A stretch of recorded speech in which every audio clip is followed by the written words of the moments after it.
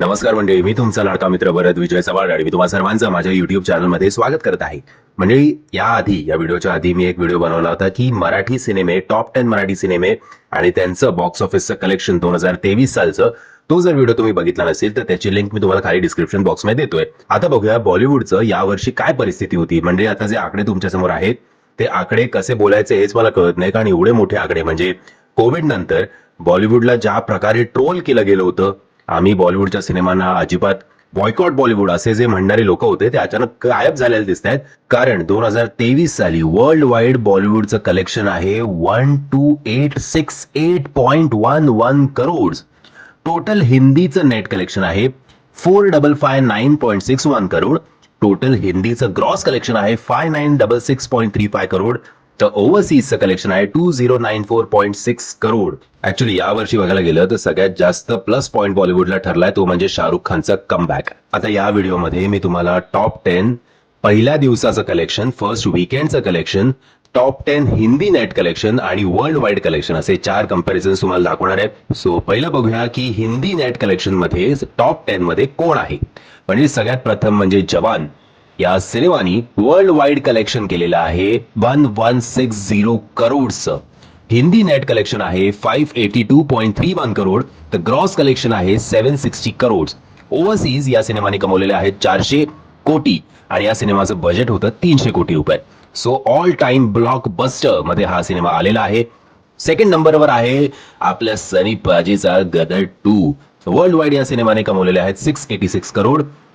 Hindi net collection आहे 525.7, gross collection 620.5, ओव्हरसीजचं collection 66.5. Budget होतं या सिनेमाचं जे म्हटलं जातं 75 कोटी. हा पण एक ऑल टाइम ब्लॉकबस्टर कॅटेगरीमध्ये आलेला आहे.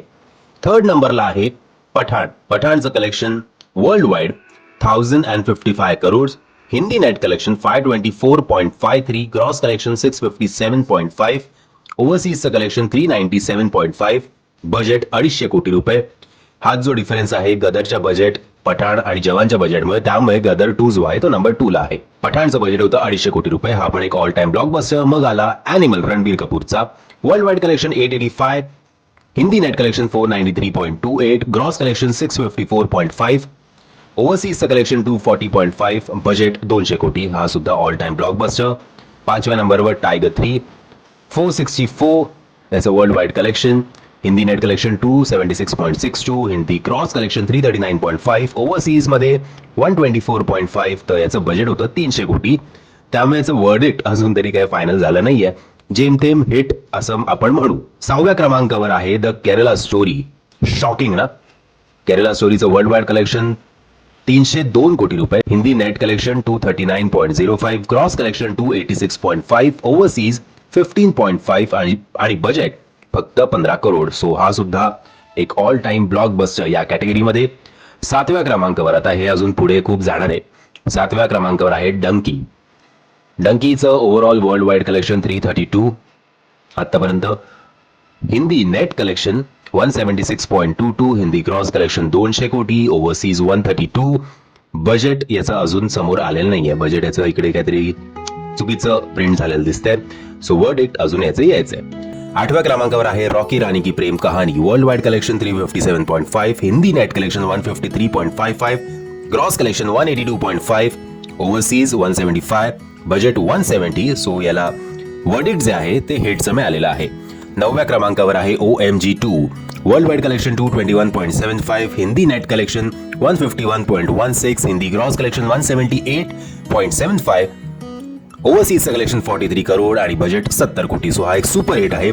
10व्या क्रमांकावर आहे आदि पुरुष. World wide collection 393, Hindi net collection 147.92, gross collection 343, overseas 50 crore, budget 500 कोटी. याचं वर्डिक्ट जे आहे ते फ्लॉप आहे. आता तुम्हाला वाटेल सलार का नाहीये, तर सलार अजून हिंदी बेल्टमध्ये तेवढा कमवत नाहीये जेवढा तो तेलुगू बेल्टमध्ये कमवतोय.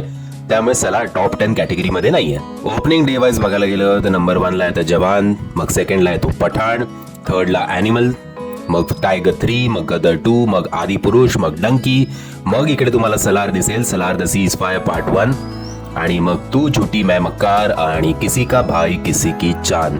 ओपनिंग डेचं कलेक्शन सगळीकडे तुम्हाला राईट साईडला दिसतंय, तुम्ही वाचू शकता.